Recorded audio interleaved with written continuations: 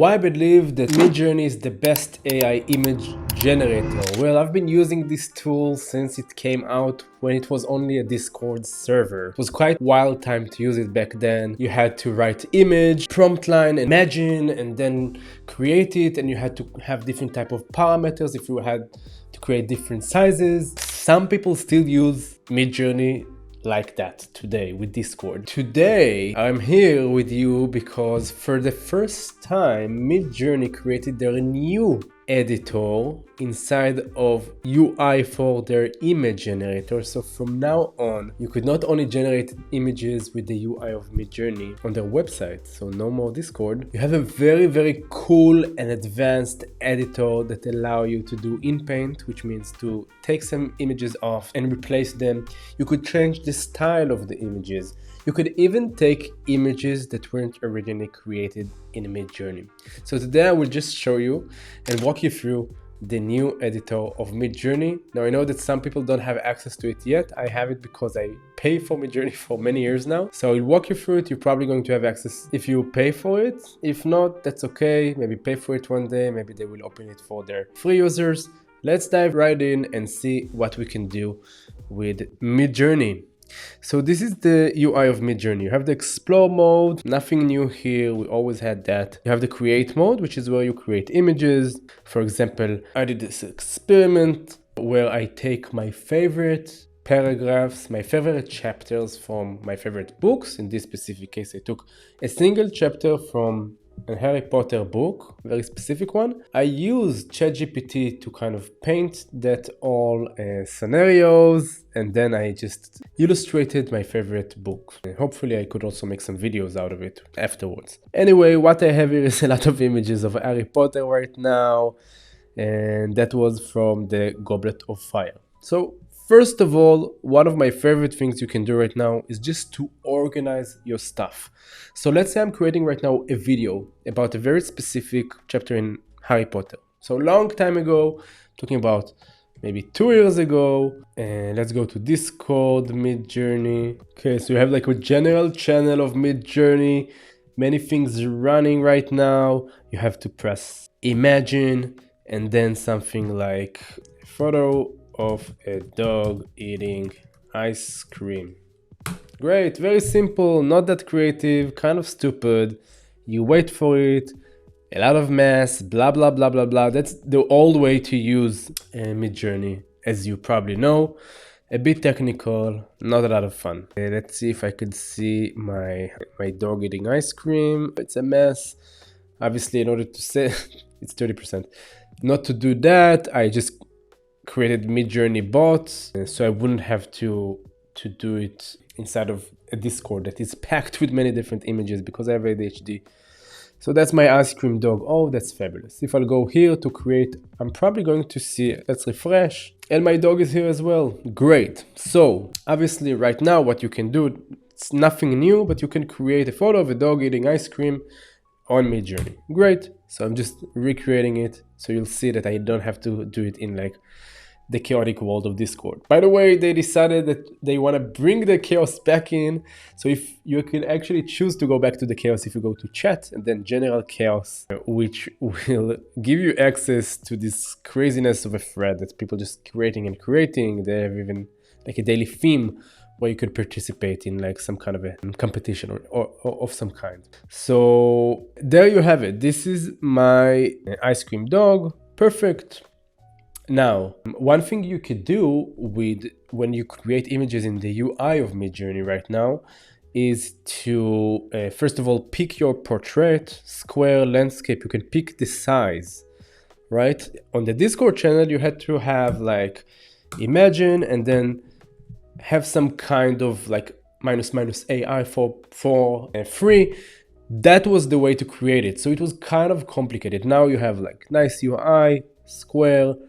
You could pick the weirdness, variety, stylization. You can pick the version of Midjourney you want to use. You can pick personalize, which is something I'm not going to talk about today. You can pick if you want to go slow, fast, or turbo. That's the create mode in Midjourney.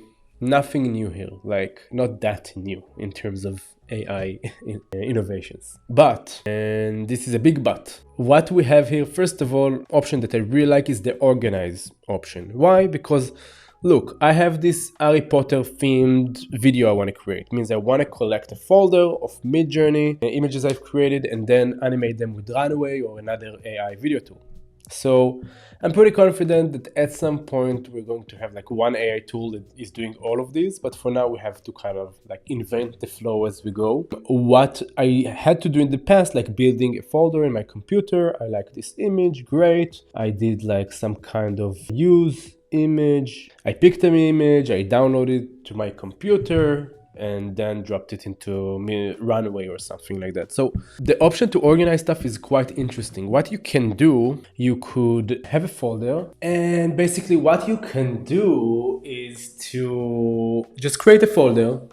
You go to the Organize tab and you create a folder.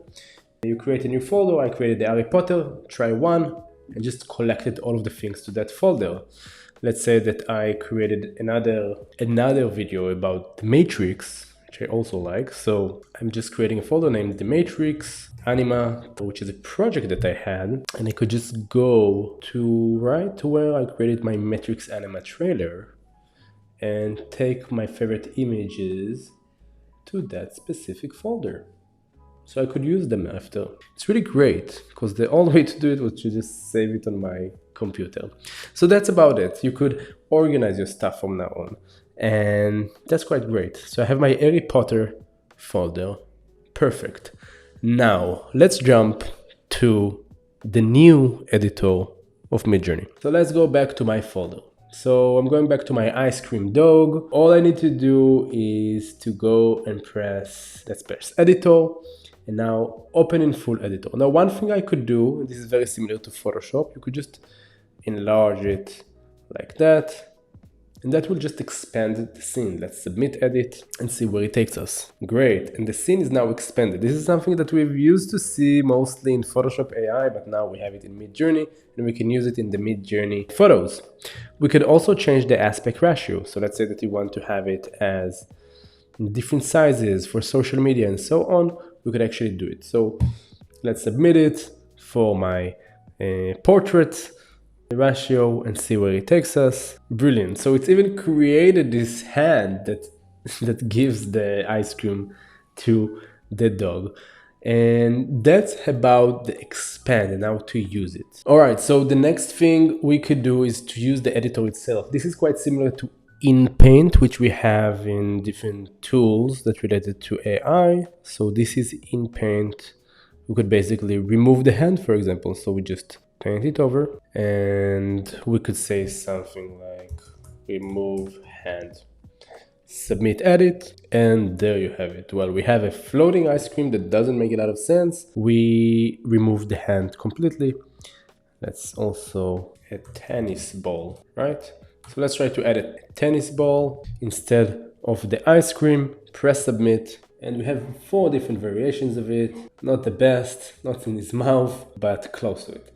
So that's about that. You could also view all, and then you could see all of the changes and also organize them as I showed you before. Okay, another thing that is very cool when it comes to the new editor is the fact that image not necessarily needs to be images created by Midjourney. It means that you could now bring flux loras and product images and so on and create their own environments. Let me give you an example. So let's say that we use the product of Shelfie, which is a product I've been used before. Let's save the image real quick. Going back here, so we could edit from URL or edit uploaded image. Right now we'll upload the image. Great. And now we could try to use the in Paint right here. So let's just add something else on this shelf. Okay, so moving forward, an ice cream cone. Perfect. I submit the edit and there you go. I have here something that is not an ice cream cone, but we have teacups and okay, no ice cream for now. A big shelf holding an ice cream cone. Perfect. Let's submit it And here I already can see examples of this shelf holding different ice cream cones here and here. And that's about it. So you can do in-paint for images that not originally created in Midjourney. In the same time, you could also take, for example, one of your products and just delete everything around it using the eraser tool and generate some cool stuff around it. Let's see what we could do. A huge shelf in the middle of the ocean.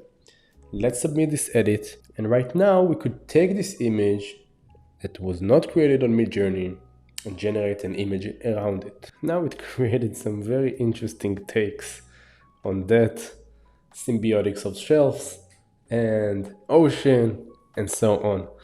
Let's try another version real quick. So I take this image and let's say that I want to add glasses to me. Could just paint glasses and I prompted a person with sunglasses, and this is me wearing sunglasses.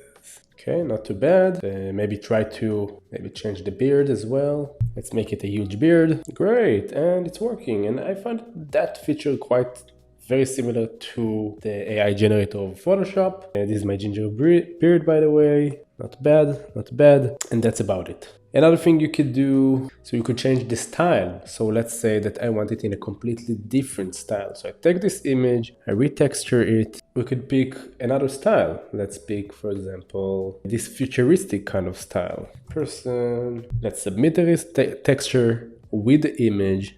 We need to attach style as well. Make sure that you do that. Okay, so going back, I'm adding a picture of myself and I'm using this style. Make sure you attach the style. Okay, so you want that one as a reference and you pick retexture. Now I'm supposed to get the texture of this style. Let's check it out. Okay, so I'm getting this portrait of a person. What retexture is doing is basically change the content of the input image while trying to preserve the original structure. So let's take this image, change the content to clay, for example, and see how it preserves the original style. Great, so now this is the original image and this is the clay style of that image. So you can definitely play around with those. Once it's ready, you can export them. You can download the image to your own computer or upscale to gallery where you could just pick it up later and you will get in your own gallery a version of it where you could just save it to your own folder and organize it later. Perfect. Now let's go back to the image, the editor. Let's go back to my image. Another thing you could do is to suggest a prompt. It will give you basically the describe feature that we used to have in Discord, where we had to describe an image and then we upload it. Then it kind of described us what is the prompt of that image. Okay, like that's how the bot used to work. A headshot of a company owner, this is me.